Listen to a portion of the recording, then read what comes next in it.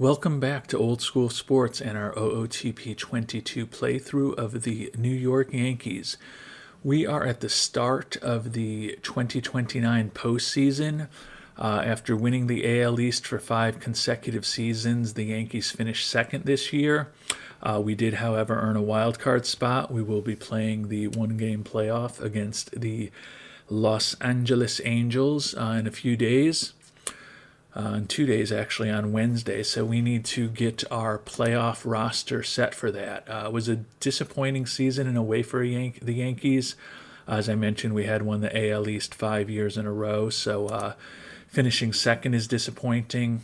We had the 10th highest payroll in baseball this year. Management wanted us to get it below $190 million, which we did. So hopefully that will help us next season. They won't care so much about what the budget is, hopefully, and we'll be able to spend lots of money. But had a lot of injury problems this year. You can see Christian Javier and Lance McCullers Jr.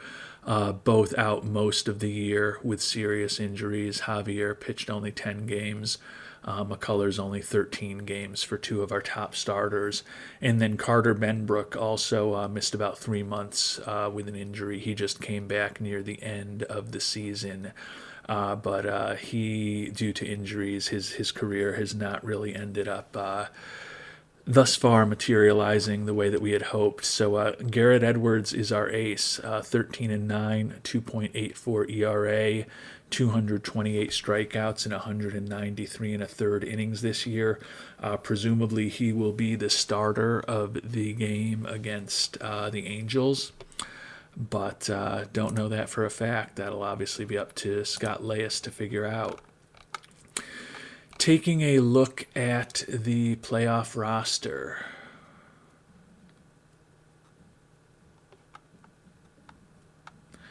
Looks like we've got 13 pitchers and 13 hitters on the roster. I can already see a couple things that I may not agree with.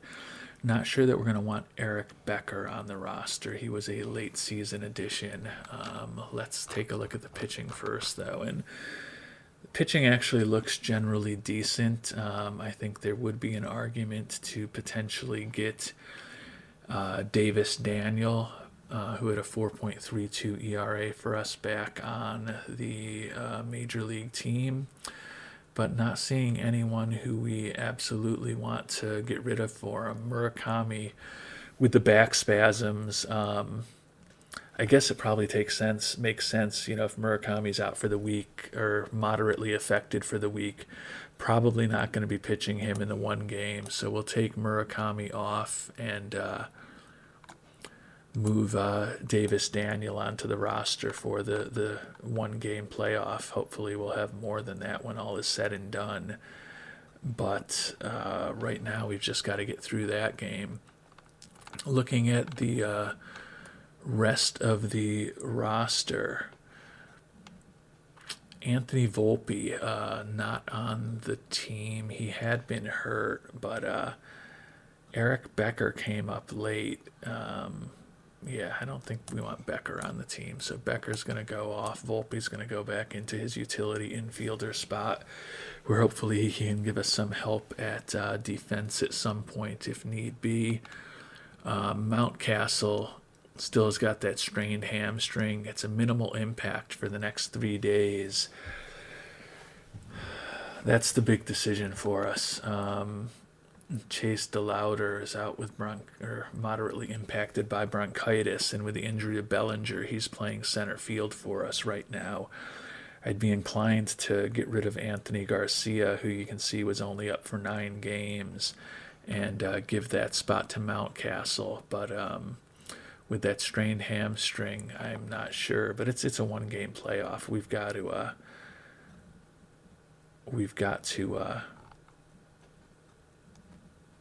to go in with guns blazing. So I'm going to take Garcia off, put Mountcastle on the team. Perhaps he can, pinch hit for us at some point and then be replaced with a pinch runner. So we will see how that goes. Just make sure that Scott Leyes' lineups are updated with the players that we do have, and we will start to move forward towards that one-game playoff in Los Angeles.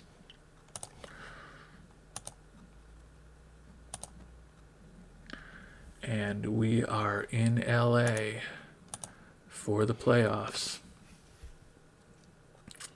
Jeff Hackinson on the mound for the Yankees. A bit surprising. He's been really good for us, as you can see, the last few years, but he's kind of a 5-inning pitcher. Would have thought that we would go with our de facto ace, but perhaps he's not quite ready. We had clinched the wild card a while back, so if Leas was being smart, I think he would have given Garrett Edwards some rest. Yeah, and instead he pitched him 83 pitches 3 days ago, so I don't know that was necessarily the AI making the decision that I would have made when we weren't really playing for anything, but it is what it is. Jeff Hackinson on the mound for the Yankees against the Angels. Hunter Green pitching at home for Los Angeles had a solid year, 11-6, 4.42 ERA. Looking at these two teams, we were fourth in the AL in runs, first in runs against. The Angels third in scoring, so a little better than us, but fifth in runs against. So hopefully we will get some good pitching from Hackinson in the bullpen, but we were 2-4 against the Angels this year. Let's see what happens. And I don't want to play it. I just want to simulate it quickly. But it would be quite entertaining to watch me simulate the entire game, but I'm not going to subject you to that. So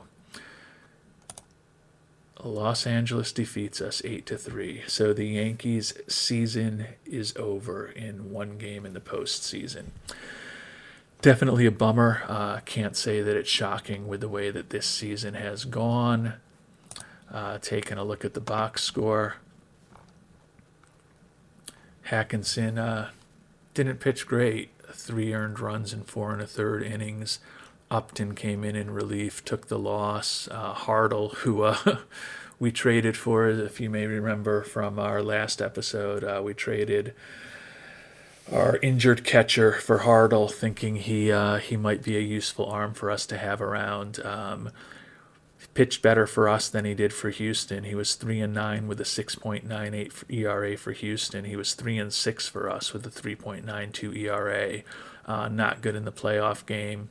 And then Luke Wagner came in and didn't do great either. So the season is over for the Yankees relatively early here on October 10th. Did make the playoffs for a 6th straight year, but only getting one game in the playoffs probably is not going to make management too happy this year. Hopefully the fact that we got, as I mentioned, the payroll under their target will serve us well when we have those discussions with them at the end of the season. So as we get ready to move on towards the 2029 offseason, we'll take a quick look at how the season did go for us.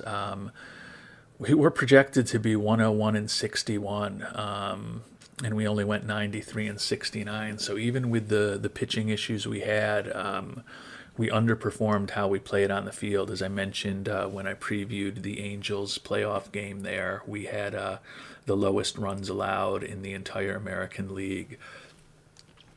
Looking at our team batting stats, first in a lot of categories: slugging percentage, WAR, extra base hits, home runs. It was a good offensive season for the Yankees, all things considered.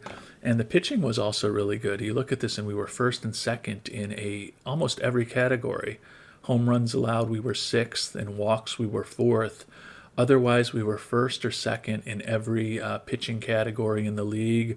And we were also first in defensive efficiency and first in zone rating. So you can definitely see, despite the injuries, we underperformed our expectations, which was a bit of a bummer.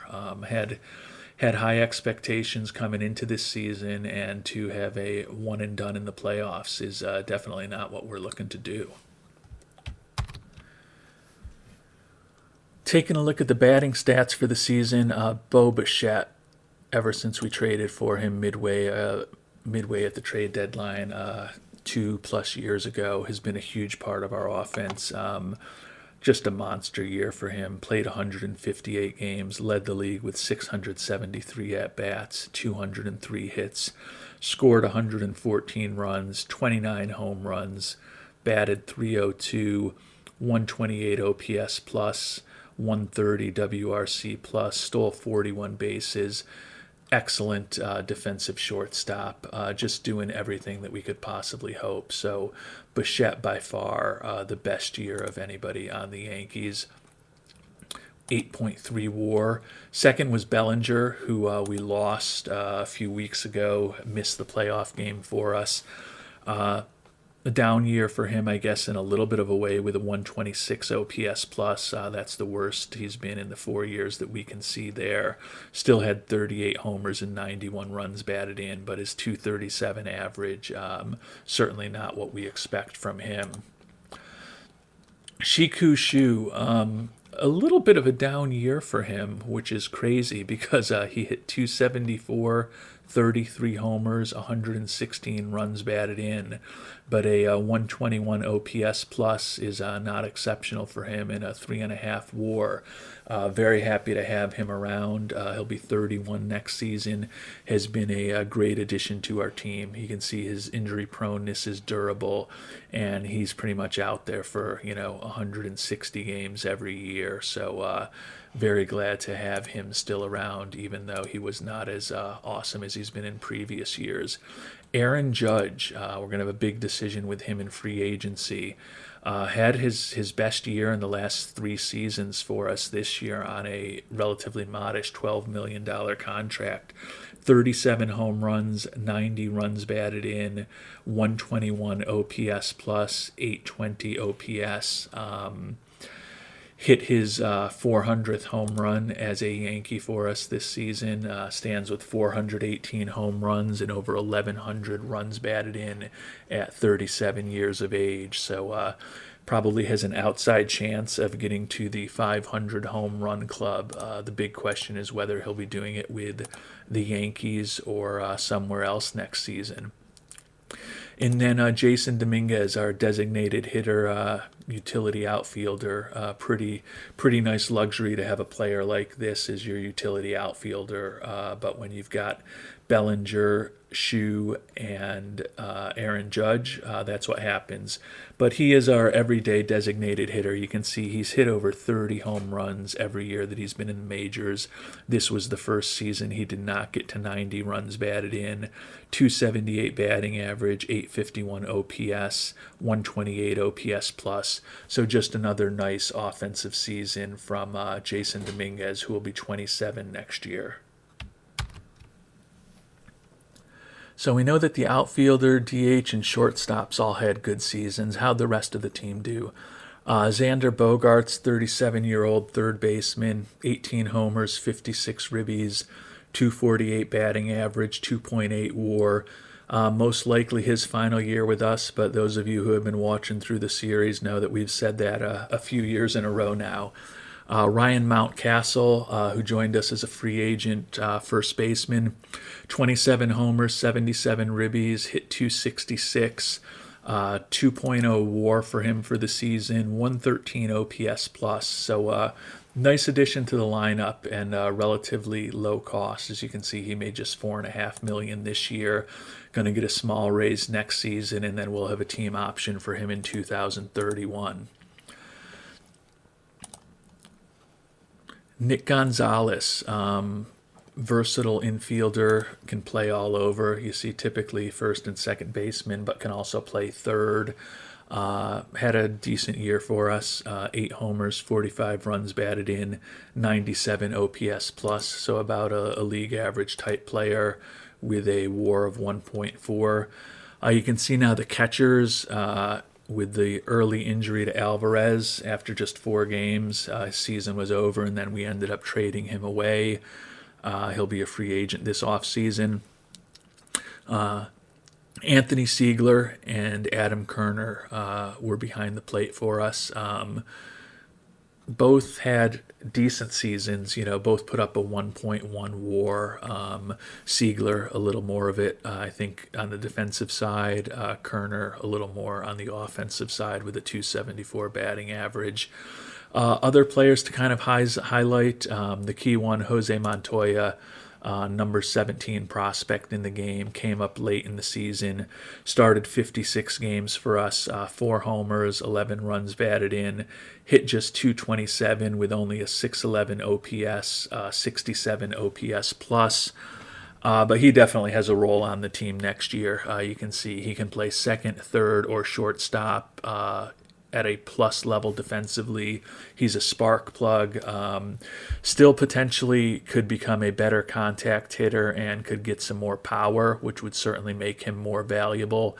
But he will have a bigger role on the team next year. Certainly could end up being our everyday second baseman or third baseman when all is said and done. We will turn to pitching now and see how the pitchers look for you.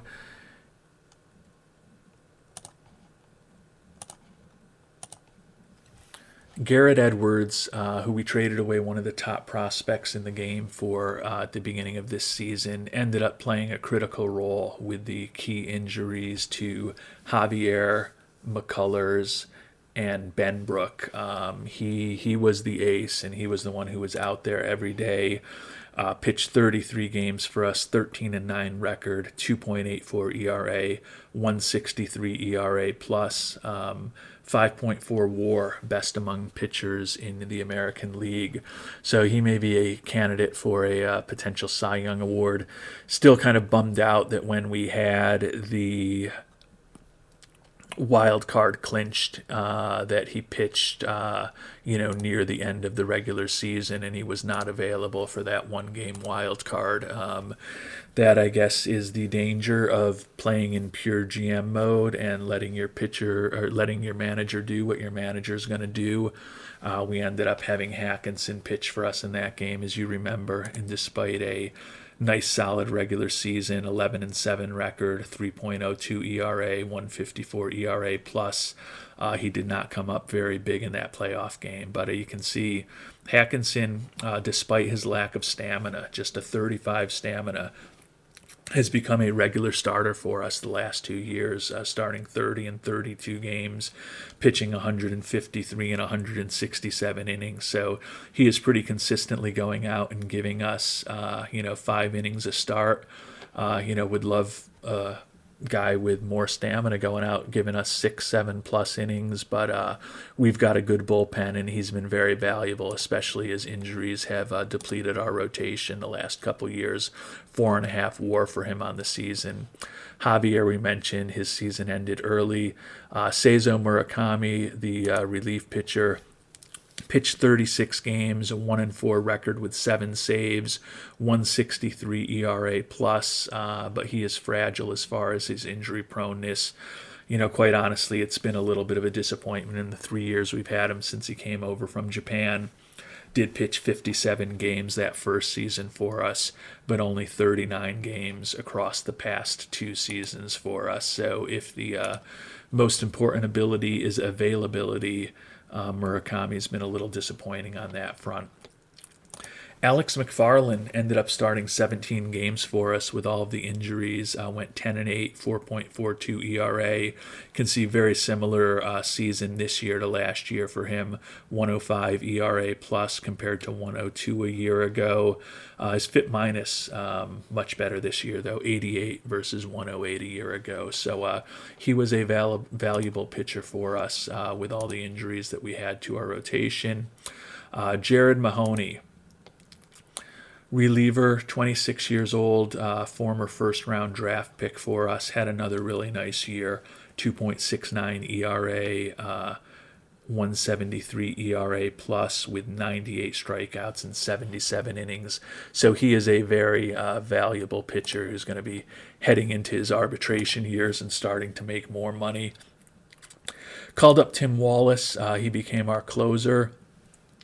6-3 record with 26 saves, 3.14 ERA, 148 ERA plus. So a really nice season from him. You can see he's got filthy stuff very good movement, very good control, and then just a fantastic fastball and an excellent splitter. So a great profile for him, and good to see him do well in his first year with the team.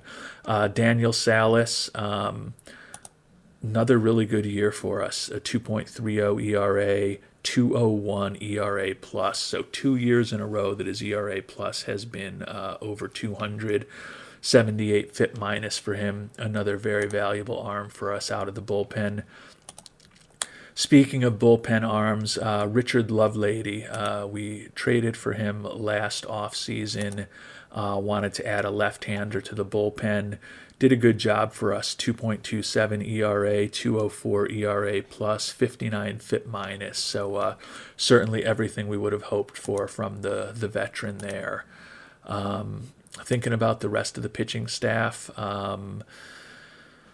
Carter Benbrook, this is a guy who we thought we were going to be building the rotation around just 3 or 4 years ago. Was a 12th round draft choice in our first draft with the team in 2022.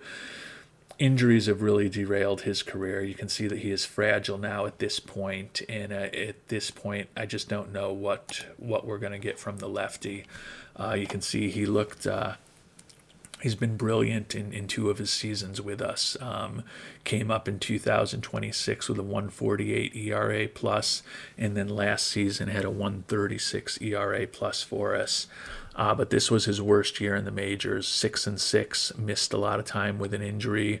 5.13 ERA, resulting in a 90 ERA plus and a 109 FIP minus. So it'll be interesting to see what he's looking for in arbitration as we head into the off season, but hopefully it's not too much.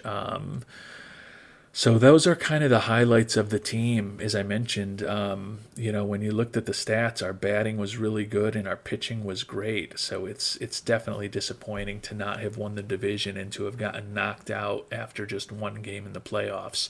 Hopefully we can get McCullers healthy, and hopefully we can get Christian Javier healthy, and hopefully also the fact that we got under budget with ownership will mean that they won't want us to cut payroll next year, and we can hopefully take advantage of the fact that we do have a very high budget to be spending a lot more of that money on payroll next season than we did this season.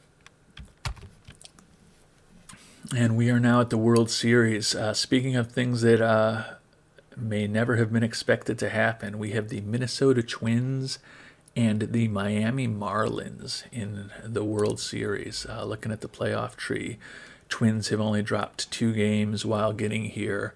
The Marlins won against the Dodgers in the wild card game. Then they swept the Pirates, and then won a hard-fought 4-3 series against the Padres. So we will simulate through that. Miami winning the first game of the series. Miami winning the second game of the series. In Minnesota now. Miami up 3-0 on the Twins. Twins finally bounce back to win a game. Twins coming back down 3-2. Wow, Miami won the first 3 games. Minnesota has now won the next 3, so headed to a Game 7 in Miami. Logan Gilbert for the Twins against Sixto Sanchez for the Miami Marlins. Wow, we finally have, as a Yankees fan, kind of have to enjoy this a little bit after thinking back to 2004, but the Minnesota Twins in the World Series come back from a 0-3 deficit to defeat the Miami Marlins 4-3. Well, we are to the off season, and there's going to be some big changes. Manager Scott Leyes has let us know that he's going to be retiring, and then we also lost our manager of our AAA team. So some big changes coming to the Yankees next season. Reviewing goals with Brad Kreider. He's kind of satisfied we at least made a push for a title in the playoffs. doesn't think Mountcastle is a big upgrade. And apparently we did not meet the payroll goal. This is a real, I don't want to say a bug because I'm sure it is what it is, but somehow our payroll went from 180 million-ish to 191 million, as I think we started looking at potentially what contracts are going to be in arbitration for next year. But I had done everything possible. I was down, $8 or $9 million below what our penny pinching owner wanted us to be. And now he says I didn't achieve that goal.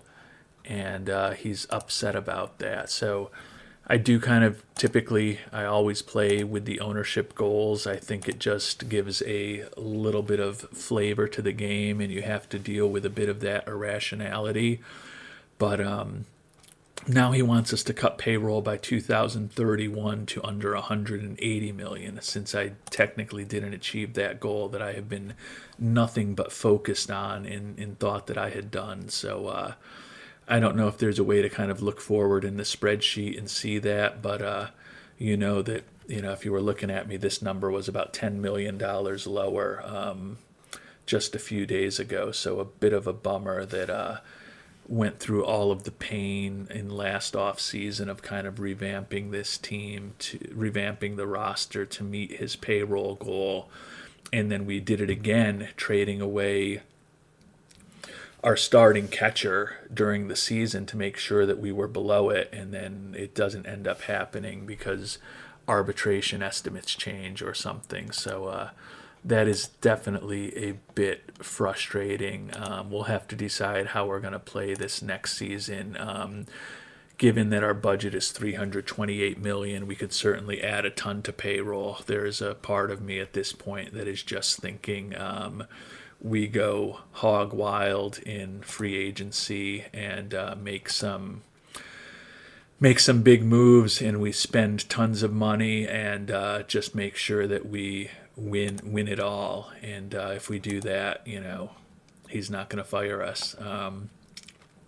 Team is going to look very similar next year. You can see the only big decisions we have are Judge and Bogarts, a couple of 37-year-olds. Depending on what they're looking for, can't rule out bringing them back. We'll also have a bunch of decisions to make on arbitration. You can see a number of arbitration-eligible players, some of whom, in the case of Hackinson and Dominguez, are starting to make a lot of money. I think that Hackinson is really the one that kind of got us off of our goal to get under the payroll, because I don't remember him having a 15 million arbitration number. So I think the fact that he had a 5.3 WAR last year, followed by a 4.5 WAR this year, with a 154 ERA plus 11 wins for us as a starter, he certainly deserves to be making more money. But I think that has moved up pretty significantly recently, and probably kept us from meeting ownership's goals. So it's going to be an interesting off season. As you know, I usually try to play and achieve the ownership goals, but after feeling like I did everything in my power to do it and feeling like I had done it, it's a little bit frustrating for the Yankees to now be asked to go from 191 million to 180 million after I feel like I already cut it to under 190 million. But I will stop whining. It is time to end this episode. We are going to move on to the off season. I will report back in our next episode with how that off season goes and what decisions we make as we pursue a championship.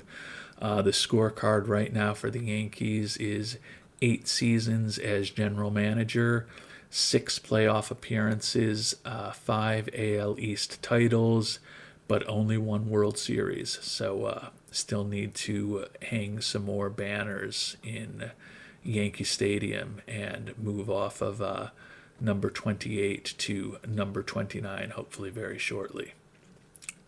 Thank you so much for watching. I hope you have a great day.